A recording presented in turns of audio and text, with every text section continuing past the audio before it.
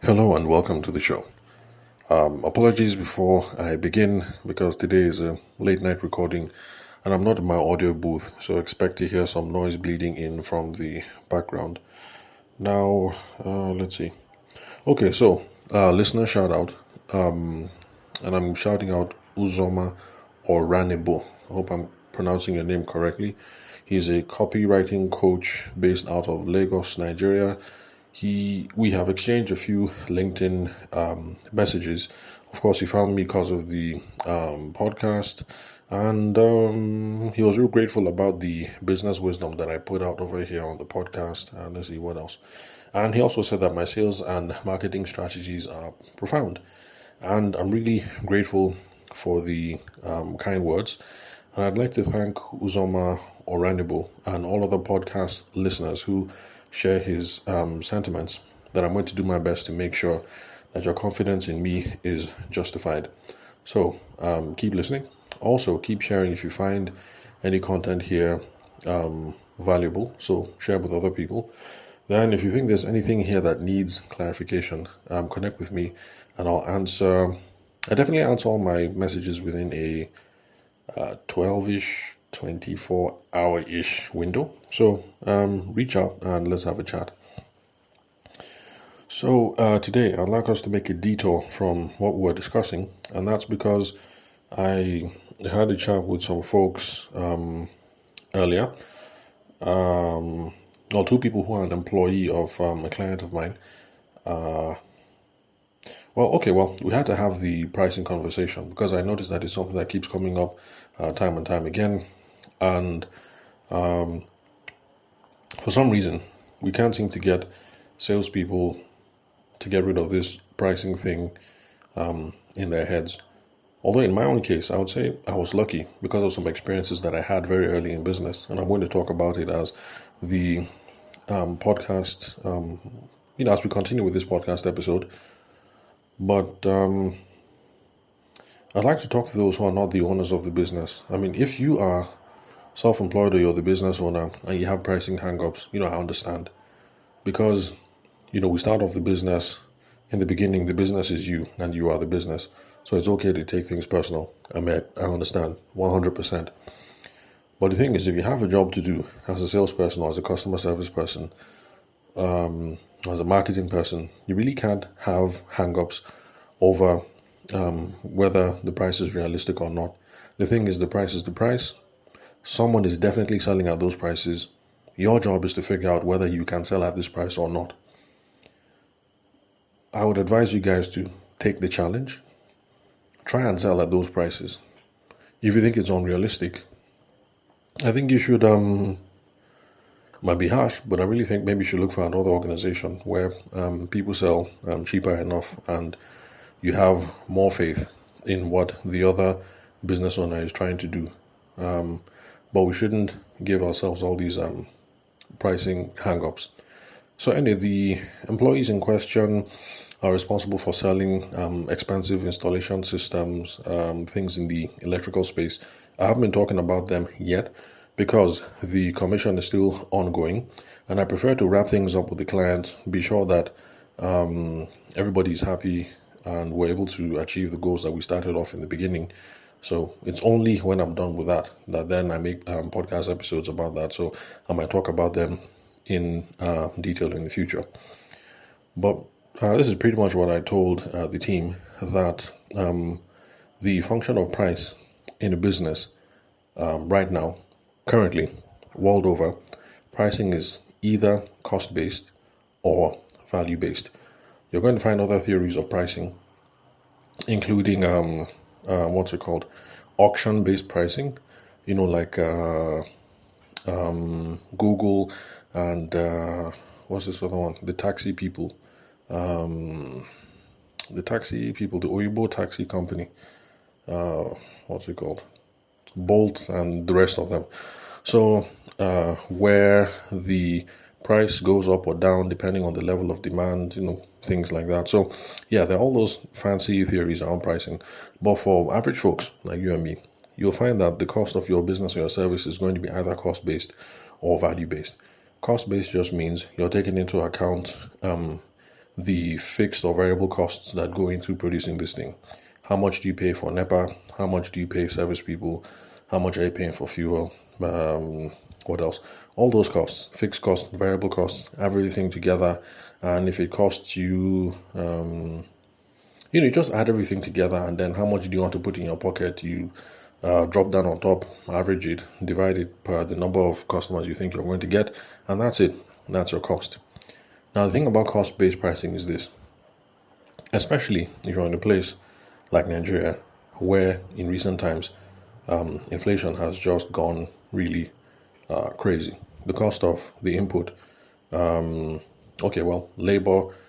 the cost of labor has been staying fairly-ish constant. We only just had an increase in the minimum wage. That's for those who are government workers.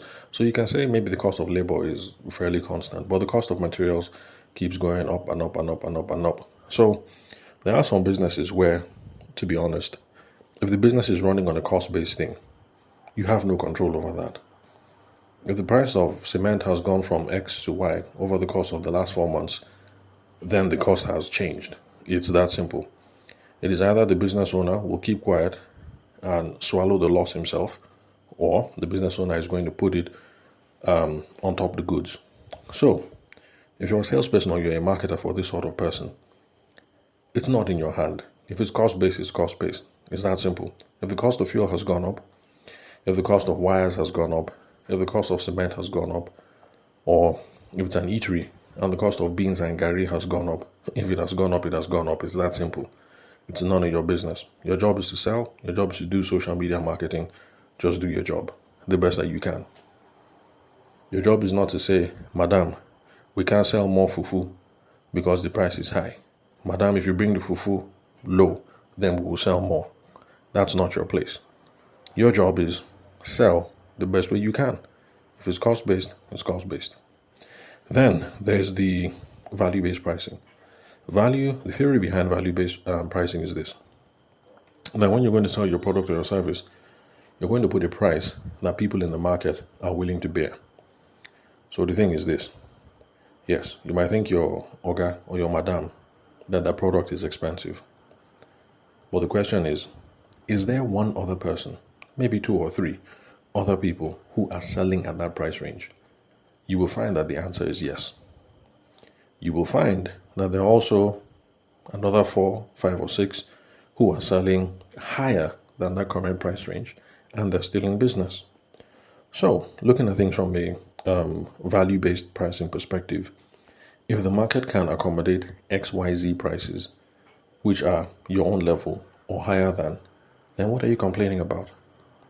The thing is to try and figure out these other people that are selling at our price, how are they doing it?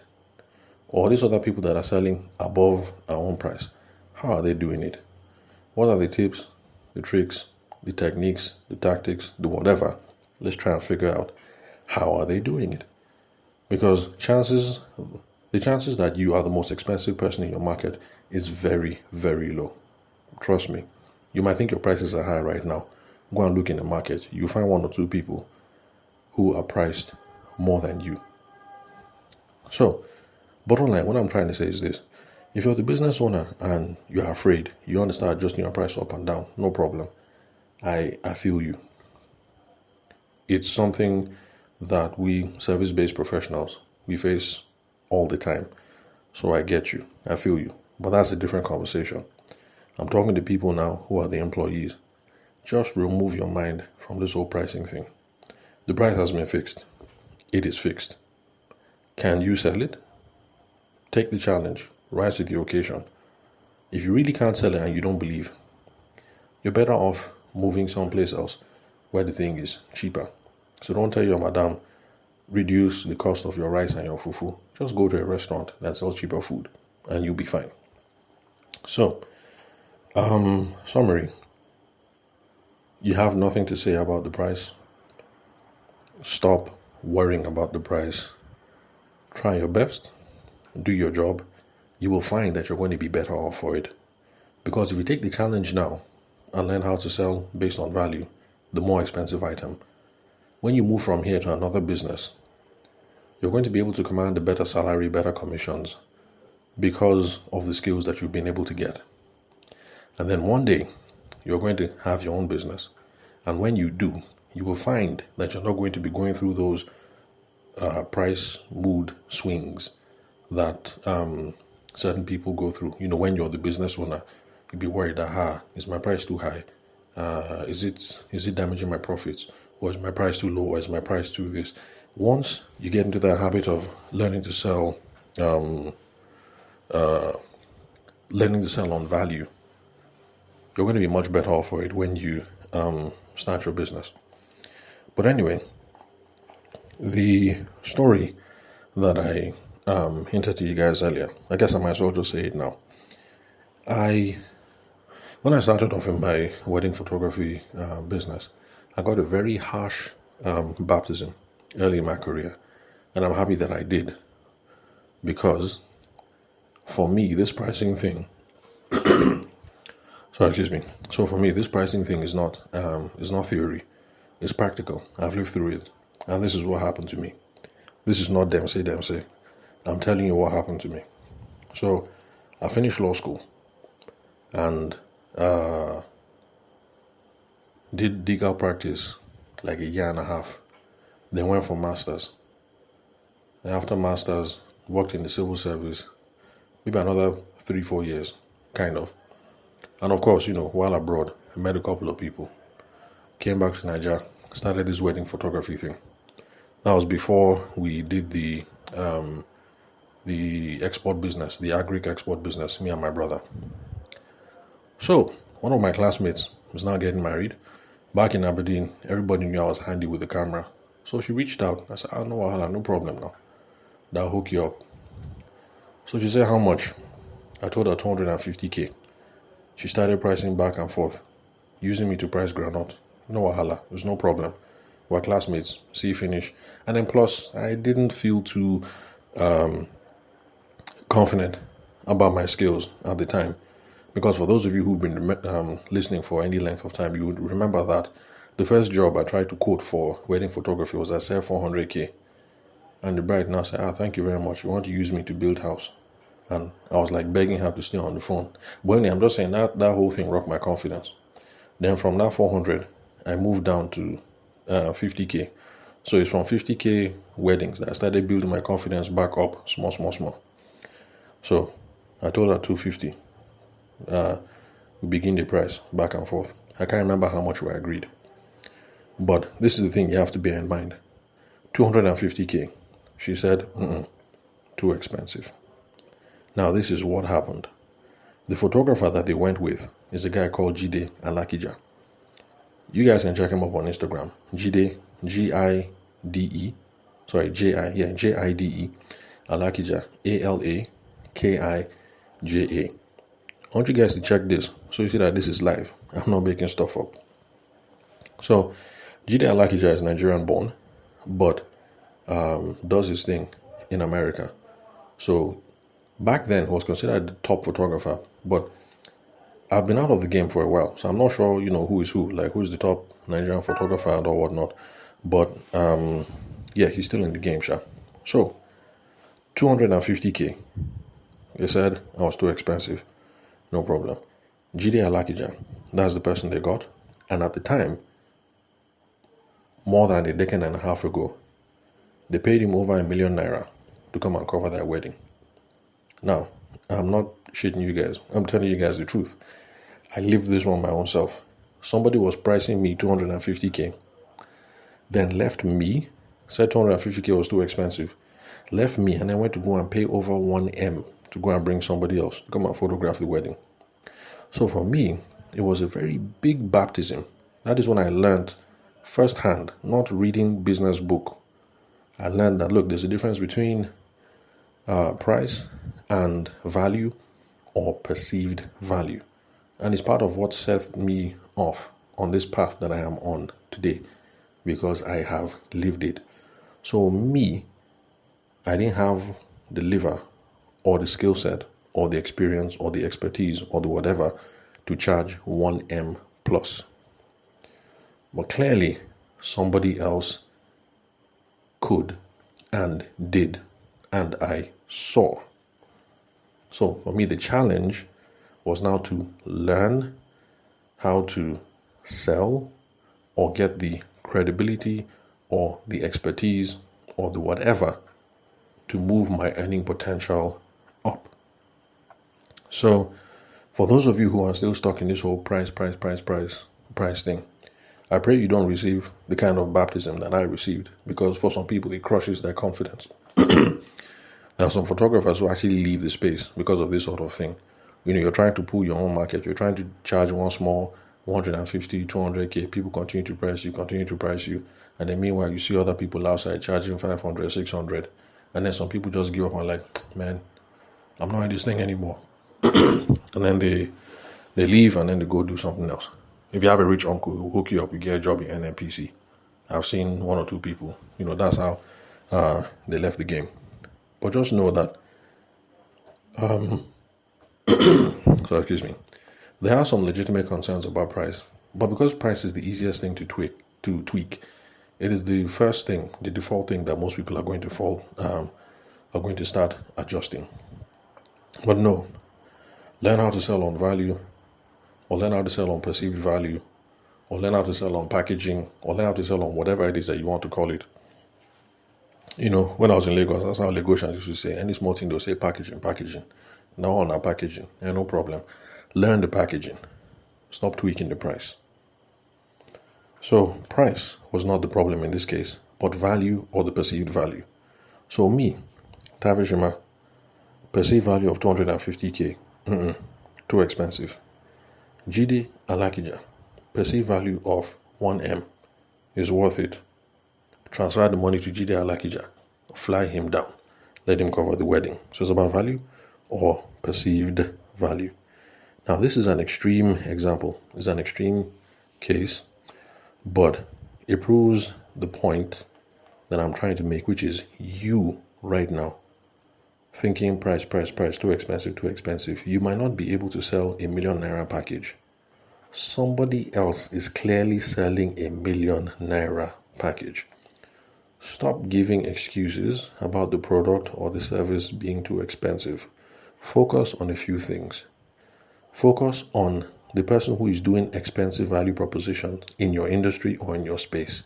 See what you can imbibe from that person and then improve your market. Because this price thing, you only go down. It's backward, Abi, how do you say it? Backward ever, forward never.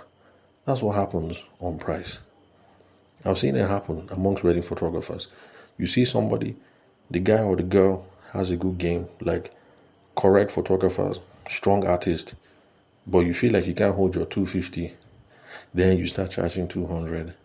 You feel like you can't hold the 200, then you start charging 180.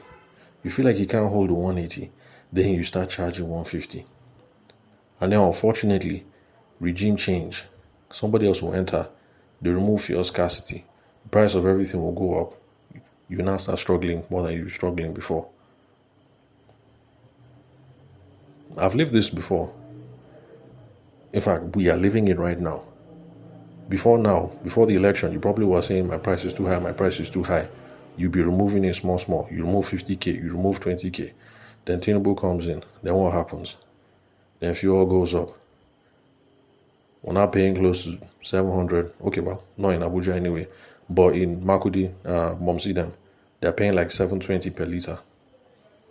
If you reach Popsy's place, Boko, like 750 per liter. And you were struggling before elections. Now you're going to be struggling even more. In fact, forget this price thing, please. Sometimes the thing just makes me mad. But anyway, I guess you have to receive the baptism that I received to realize that this pricing thing is not as simple as it seems. It's not as simple as if you remove 20 naira from your price, then people will start pouring and you're going to get rich. It doesn't work like that. So, figure out the people that have expensive value propositions. What are they doing? We'll start learning.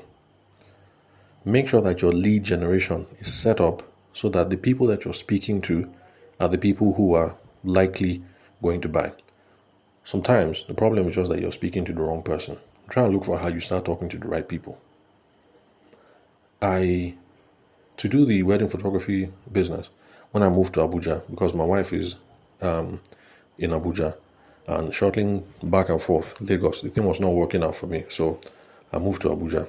So one of the first things I did, since I'm a face-to-face kind of person, I always like to start face-to-face, talk to people, shake their hand, get an appointment, go to their office, that kind of thing.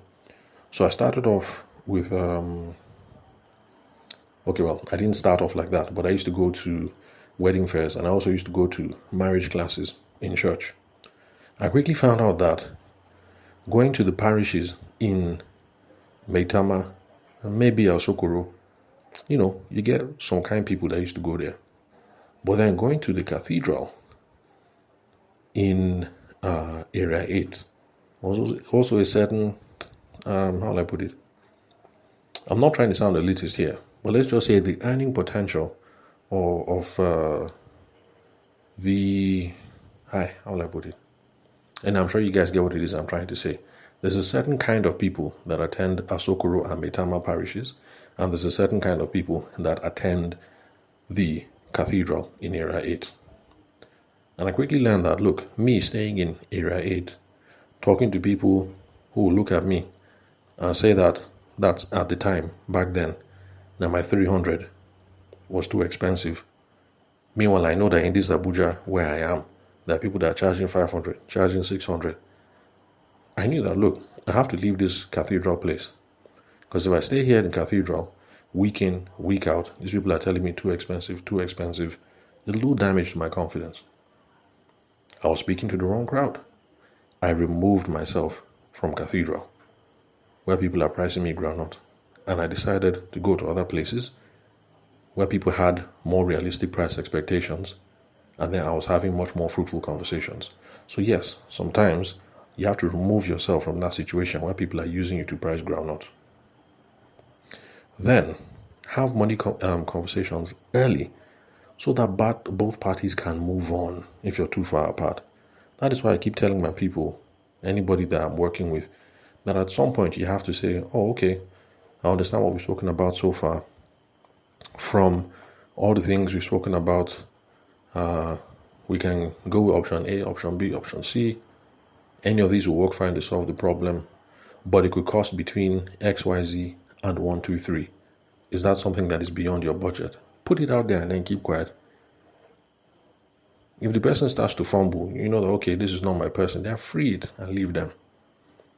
If the person says, this price, well, it's doable, sure, but is it negotiable? Can we price? You now know that, okay, there's room. You can have a realistic conversation with this person. Bring money expectations up early, bring it up respectfully, politely, and bring it up often. Don't spend 6 weeks yarning with somebody only for the person to tell you in week 10 you're too expensive. If the person is going to say you're too expensive, the person, in all honesty, was going to say you're too expensive from the beginning. It is better to find out after when you guys are just in talking stage, 2 conversations. It's best to find out there and kill it. Now for you to be follow up, chasing, toasting, building rapport, you now enter week 7, week 8, and then now saying you're too expensive. Let me talk to my husband. Let me talk to my brother. Let me talk to this person. Let me talk to that person. So money conversations, expectations, bring it up quickly. Anyway, I'm rambling too much about this whole price thing, but just to let you guys know that tweaking your price is not the way forward. It's a downward spiral. For those of us who are artists, wedding photographers, carpenter, cake artist, caterer, things like that, all this pricing thing, it will mess with your head. If you have come in and you have set your price for your cakes based on what you've been seeing outside, or based on how you calculated everything, your prices is either cost-based or is value-based. Have you fixed it? Just leave it. If you're charging, I don't know anybody who's charging 30K for a cake now, for a birthday cake. Well, if you're charging 30K for a birthday cake, you see that your mates some of them are charging 30K, maybe some of them are charging 50, but 30, you feel you're comfortable with that. Keep that price at that 30. The challenge now is, how many of that 30K cakes can I sell? If I'm selling 2 a month, let me see how next month I can sell 3. If I manage to stabilize at 3, no problem, and I'm doing 3 cakes for another 4 or 5 months, no problem. Then for the later half of the year, let me see how I can do that 3. Let's see if we can enter 4, maybe even enter 5. But the whole pricing thing, thinking that if I cut my price down from 30K to 25K, then people will now start rushing my cake. And it doesn't happen like that. Don't try and lower your price into prosperity or whatever, because it doesn't happen. It doesn't work that way. And if you're an employee, the challenge is very simple. Oga or Madam has fixed the price. They have fixed it. Your own challenge now is try and sell at that price. If you don't believe in the product, then just move and make your life easier. Because there's no point staying in the job. January, you're quarreling with your boss. Everything is too expensive. February, you're quarreling with your boss. Everything is too expensive. July, you people are still quarreling. And then guess what? December, you will still be quarreling. What kind of way is that to live your life? You show up to work every day, stressed, feeling under pressure, being given what you think are unrealistic quotas, and then you're always giving an excuse, and then our guy is always thinking you should sell more, or Madam is always thinking you should sell more. Just simplify your life. If you don't believe, just move and go someplace else that is in line with your own price. But before you leave, let me assure you, this is what is going to happen. If you're in this place and the price is 250 and you think it's too expensive, and you go and find somebody who is selling at 200, you think, no problem, I can sell this. Let me tell you what's going to happen. You enter that place, you will find that the same excuses people are giving you at 250, they will start giving you at 200. You will now start quarreling with this your new Oga or your new Madam, telling them the price is too expensive. That is what is going to happen. Anyway, let me get off my soapbox. Let me not harass you guys too much with my price rant. So that's all for today. Connect with me on WhatsApp. The phone number is 080-6466-2140, and the country code is +234 for those of you who are not Nigerian. Also connect with me on LinkedIn, just like our guy Uzoma Oranebo did. And you can confirm the spelling of my name, so you can search for the right person. And you also get my email address from the link where you're listening to this episode. So thank you very much for your time and attention. I'll catch you guys at the next recording.